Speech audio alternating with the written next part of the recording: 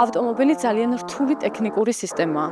ის შედგება ათასობით სხვადასხვა დეტალისგან, რომელიც ერთმანეთთან კავშირში მუშაობს. ძრავის კომპონენტები, სამუხლუჭე სისტემა, სავალი ნაწილი, ელექტრონიკა და მრავალი სხვა ელემენტი.